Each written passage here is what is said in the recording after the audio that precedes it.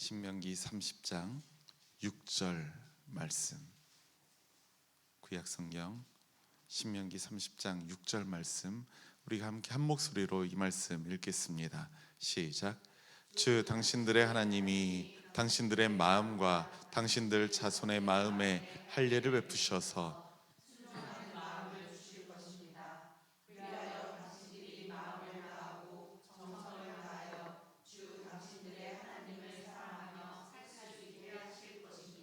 아멘, 아멘. 할렐루야.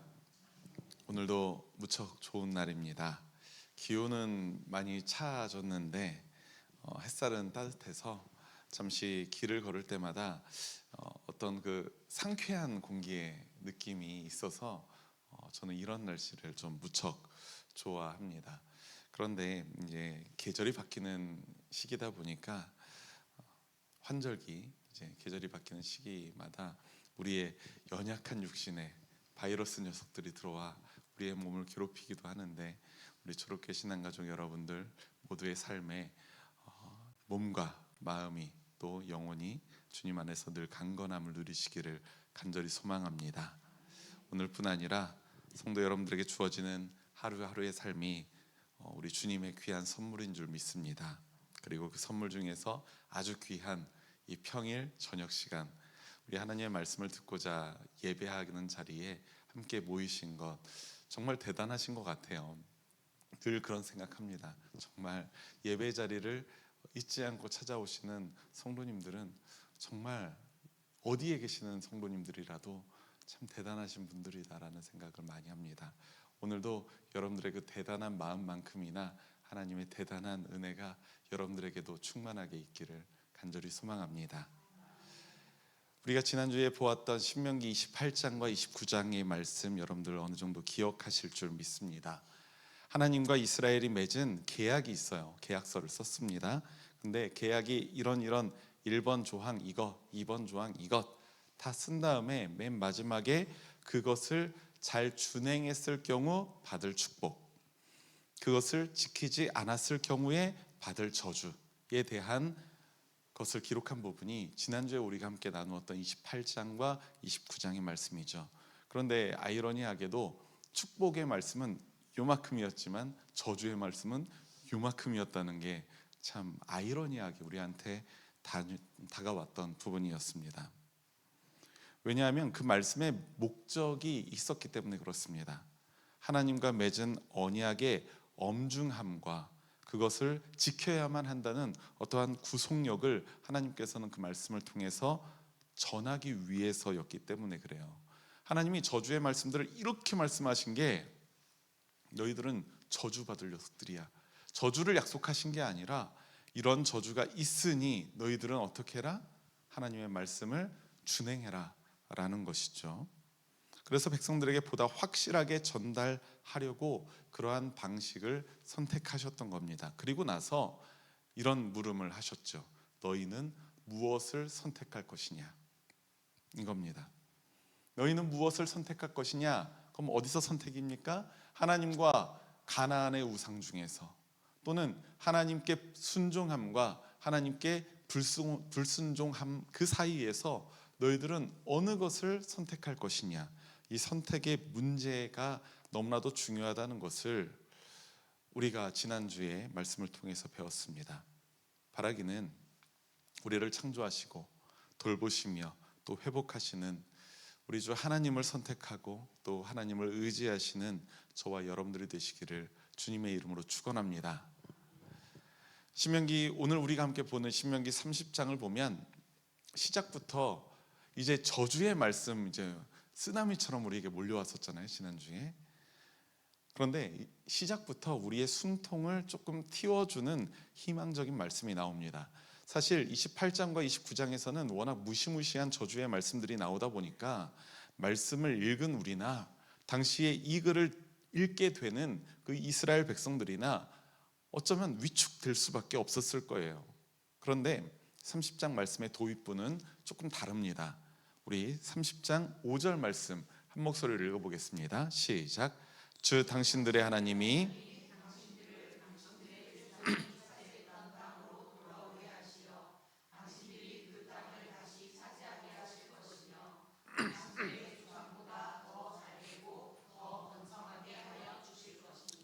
아멘. 듣기만 해도 달콤하죠. 네, 지난주에는 뭐 온갖 병들을 다 이야기하시면서 말씀하셨는데 오늘은 당신들의 조상보다 더 잘되고 더 번성하게 하여 주실 것이다 라고 모세를 통해서 약속하십니다. 그런데 이 말씀을 우리가 곰곰이 생각해 보면 이미 이스라엘이 그 땅에서 쫓겨나고 흩어진 상황을 전제하고 있음을 알 수가 있어요. 왜냐하면 당신의 하나님이 당신들의 조상이 돌아오게 하시어 라고 말하잖아요. 돌아오게 한다는 것은 무슨 의미입니까? 원래 있었는데 갔다가 다시 돌아오는 걸 말하는 거죠. 그러니까 지금 이 말씀은, 사실 이 말씀의 대상은, 이 번성함의 대상은 지금 이 말씀을 듣고 있는 출애굽 2세대가 아닙니다. 이 사람들하고는 별반 상관이 없는 거예요. 그러니까 정확하게 따지자면 여기서 말하는 당신들의 조상보다 이 조상 출애굽 1세대, 그런데 지금 번성하게 되는 이 대상은 지금 이 이야기를 듣고 있는 사람의 후세대를 말하는 거예요. 좀 더 정확하게 말하자면 바벨론 포로기 세대라고 말할 수 있을 겁니다. 바벨론 포로기 때 이제 예루살렘, 이스라엘을 떠나서, 이 가나안 땅을 떠나서 바벨론으로 포로 생활을 하기 위하여 떠나죠. 흩어지게 됩니다. 그리고서 이제 바벨론 제국이 페르시아에 의해서 멸망했을 때에 고맙게도 페르시아의 왕이 돌아가라 해서 돌아오게 되는 그때를 지칭하는 거예요. 이미 하나님과의 계약을 위반한 이후의 상황입니다. 그러나 3절 말씀을 보면 그 상황에서도 하나님은 이스라엘을 포기하지 않으십니다. 하나님이 마음을 돌이키시고 불쌍히 여기신다 라고 3절에서 말하고 있고요. 그리고 포로 생활에서 돌아오게 하시고 흩어진 민족을 다시 모으신다라고 약속까지 하십니다. 그런데 붙어있는 전제가 있습니다. 2절 말씀 우리가 함께 읽어보겠습니다. 시작. 당신들과 당신들의 자손은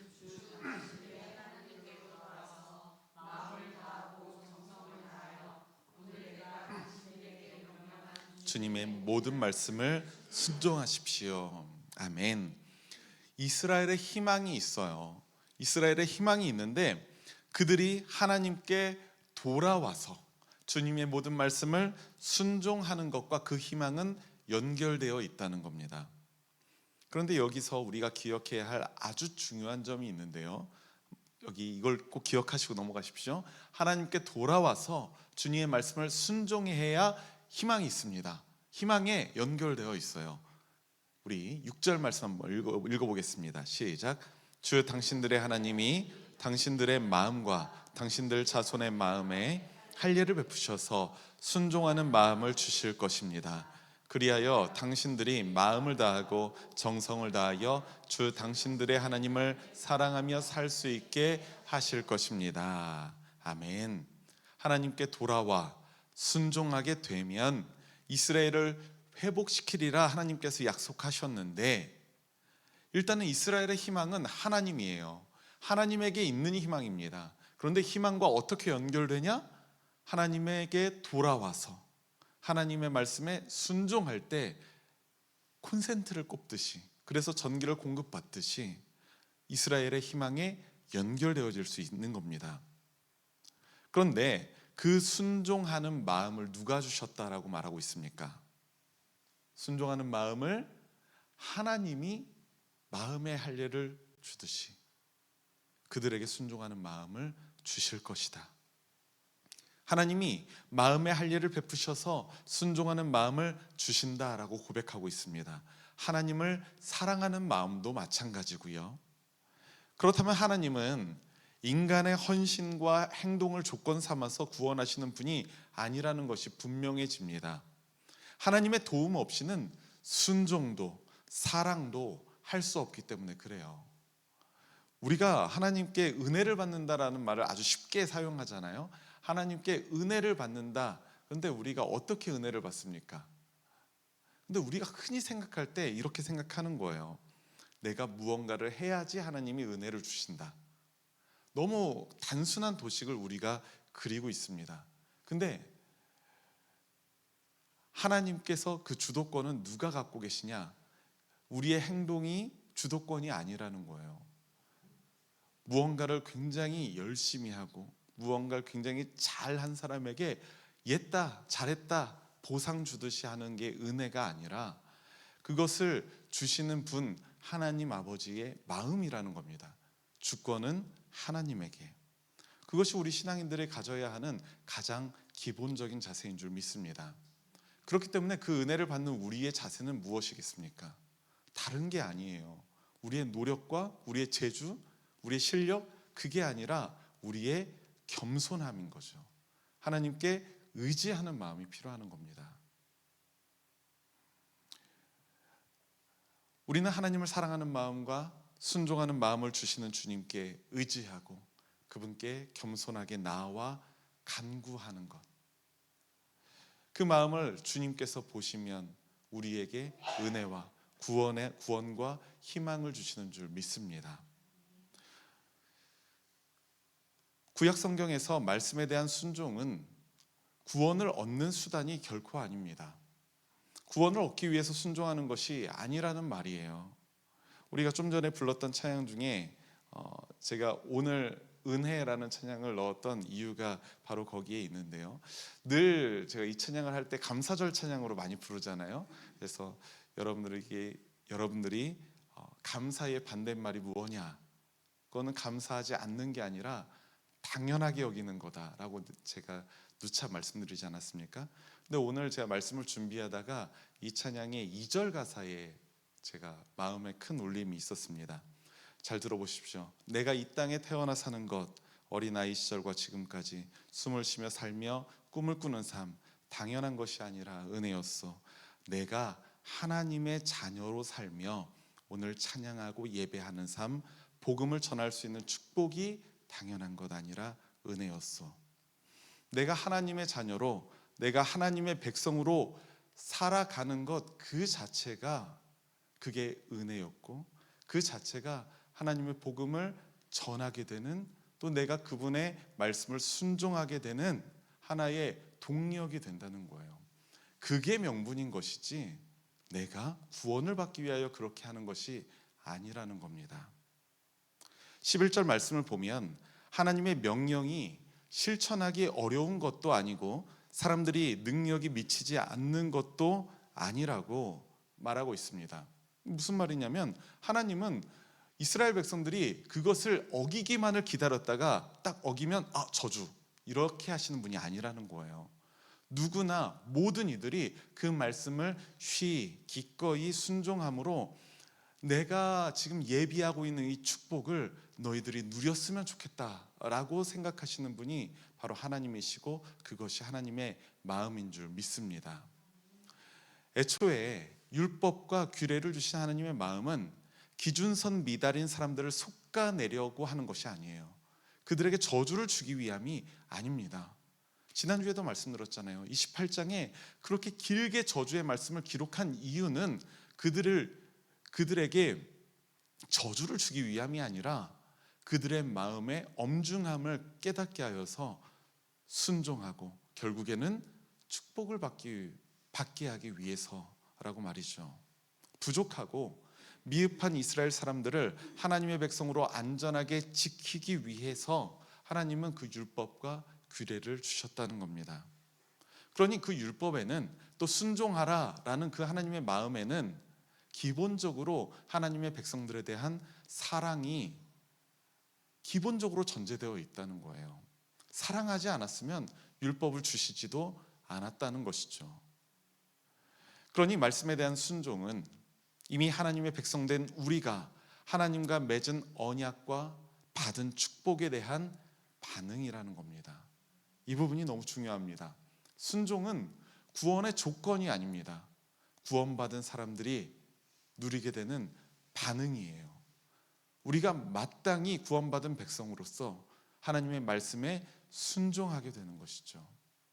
아까 전에 우리가 예배 전에 자녀 상담을 우리 4-5 분들이 막 했잖아요. 여기에 상당히 부담스럽게도 오늘 하필이면 저의 자녀들이 이 자리에 있어가지고 갑자기 말하기가 불편해지긴 하는데 생각해 보십시오. 여러분들이 부모된 입장에서 한번 생각해 보시면 자녀가 내가 실명을 갖다 붙이기엔 또 애매한 기타의 자녀예요. 아들이 딸내미라고 생각합시다. 기타야, 아빠가 저 필요하니까 저 아빠 저 볼펜 좀 갖다 줄래? 라고 이렇게 시켰어요. 근데 이 기타가 아빠 내가 그거 갖다 주면 뭐 사줄 거예요? 자, 이러면 부모된 입장의 마음에 어떻습니까? 근데 그 볼펜이 근데 상황을 조금 더 비틀어 보면 돼요. 저희 가서 저기 밖에 문 밖에 있는 박스가 하나 있는 택배 박스가 있는데 그것 좀 하나 갖다 줄래? 아빠 그럼 그거 갖다 주면 나 핸드폰 사주세요 라고 했어요. 그러면 아빠의 마음이 어떨까요? 그래 너무 좋지. 그러는 부모는 아마 제가 너무 쫌생인 걸까요? 네, 그러는 부모는 아마 거의 없을 겁니다. 뭐 사줄 수는 있겠지만 그렇게 썩 유쾌한 상황은 아닐 거예요. 그런데 하나님과 이스라엘 백성들의 상황은 이거예요. 밖에서 택배 박스에는 무엇이 담겨 있냐면 이 딸에게 줄 어마어마한 큰 선물이 이미 담겨 있는 거예요. 그런데 갖다 줄래? 라고 했는데 그럼 나 그거 뭐 핸드폰 바꿔주세요 라고 하는 거죠. 아비의 마음은 뭔가 씁쓸해질 겁니다. 그런데 똑같은 걸 시켰을 때 이 딸이 알았어요 아빠, 기꺼이 자신이 아버지의 딸이기 때문에 부탁한 것을 충분히 갖다 줄 수 있다는 마음에 기꺼이 갖다 주신다면 그 선물 상자를 뜯었을 때 그 자녀를 위한 좋은 선물이 들어있는 상황이라는 거예요. 딱 이 말씀이 신명기의 말씀이 신명기의 율법이 바로 그것입니다. 하나님은 이미 그들에 대한 사랑을 담아 놓고 계십니다. 그들에게 주실 축복을 선물 상자에 담아 놓고 있는데 그리고서 너 갖다 줄래? 라고 했는데 거기에서 순종을 조건 삼아 이제 부모님과 거래를 하듯이 하면 이제 문제가 된다는 겁니다. 자녀이기 때문에 순종하는 거죠. 하나님의 백성이기 때문에 순종하는 겁니다. 하나님의 백성이기 때문에 이것을 반응할 수 있는 거예요. 구원받은 자녀이기 때문에. 순종은 구원의 조건이 아니라 반응입니다. 순종하는 마음조차 하나님이 주셨잖아요. 그리고 우리는 겸손하게 그것을 받아 누리면 되는 것이니까 그렇습니다. 신명기 30장에 이렇게 이제 축복과 저주의 말씀이 잘 마무리되고 이제 31장에 넘어가면 조금 더 분명한 목적을 가지는 말씀들이 나옵니다. 말씀의 흐름이 갑자기 확 바뀝니다. 모세는 하나님과의 언약 관계에서 선택의 문제에 따라서 맞닥뜨리게 되는 축복과 저주를 선포한 후에 아주 분명한 목적을 가지고 31장의 말씀을 선포하고 있는데요. 2절 말씀 함께 읽어보겠습니다. 시작. 모세가 그들에게 말하였다. 이제 내 나이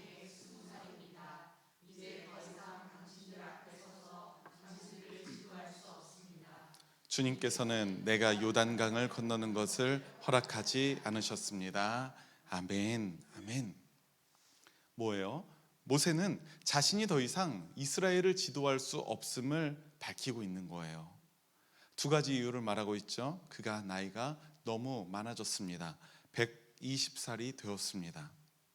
그리고 하나님께서 그를 가나안 땅에 들어가는 것을 허락하지 않았었죠. 우리가 그 부분에 대해서는 신명기 말씀 계속 우리 모세오경 말씀에서 다루지 않았습니까?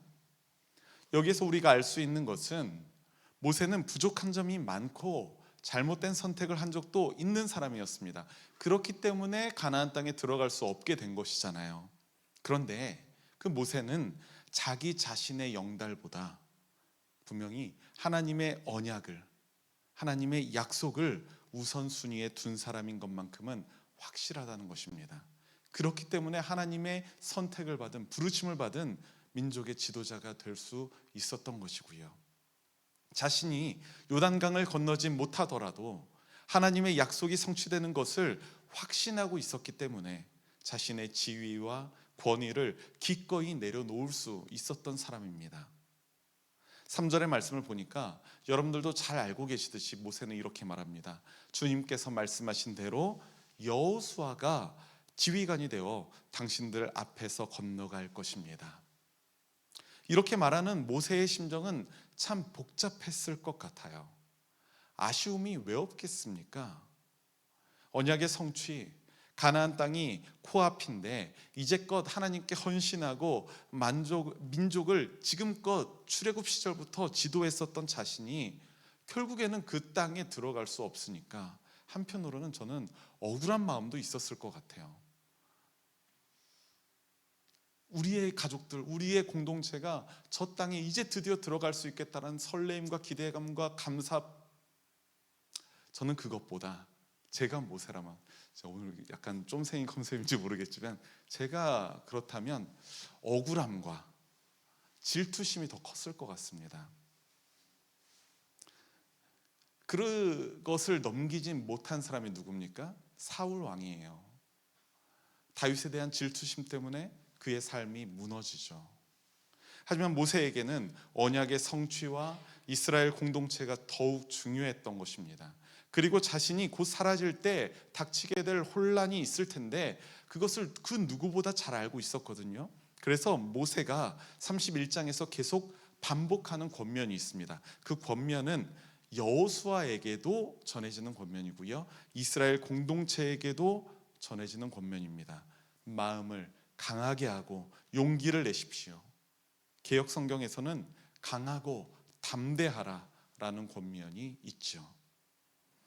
모세의 부재를 경험하게 될 이스라엘 공동체와 또 모세의 리더십을 넘겨받게 되는 이 여호수아, 이 둘 모두가 두려워할 겁니다. 분명히 그렇게 될 겁니다. 그렇다면 그 두려움을 이겨낼 방법, 마음을 강하게 하고 용기를 낼 수 있는 방법은 무엇입니까? 모세는 그것을 분명하게 여호수아에게, 이스라엘 공동체에게 전하고 있습니다. 8절 말씀 우리 함께 읽겠습니다. 시작. 주님께서 친히 그대 앞에 가시며 그대와 함께 계시며 그대를 떠나지도 않으시고 버리지도 않으실 것이니 두려워하지도 말고 겁내지도 마시오. 아멘. 하나님께서 그들 앞에 가시며 함께 가시며 떠나지도 않으시고 버리지도 않으실 것이다. 이것을 단 하나의 표현으로 압축하자면 저는 이렇게 말하고 싶습니다. 신실하신 하나님, 신실하신 하나님, 약속하신 바를 이루실 때까지 우리를 결코 놓지 않으시는 하나님. 31장 23절 말씀에서는 주님께서 이제 직접 여호수아에게 말씀하시는 부분도 있어요. 그것을 모세의 선포를 그 말씀으로 확증하고 있습니다. 23절 말씀입니다. 시작. 주님께서 눈의 아들 여호수아에게 말씀하셨다.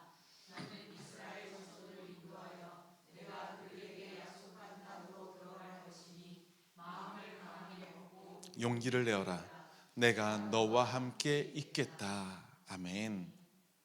사랑하는 우리 초록교회 신앙가족 여러분, 신명기의 말씀은 요단강을 건너 가나안 땅으로 들어갈 이스라엘 백성들에게 모세를 통해 전하시는 하나님의 말씀입니다.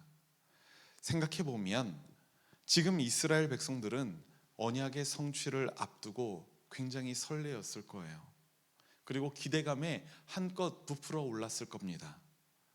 하지만 가나안 땅에는 그들이 겪게 될 수많은 유혹들이 있을 것이고 무시무시한 전쟁들이 있을 것입니다. 그리고 선택의 문제가 수시로 그들에게 놓여 있을 것을 하나님은 이미 알고 있었어요. 하나님의 말씀에 순종하며 그분을 사랑하라고 말씀하시는 이유가 바로 그것입니다. 하나님께 순종하지 않고 사랑하지 않는다면 금세 하나님의 백성이라는 그들의 정체성을 잃어버리게 될 것이기 때문입니다.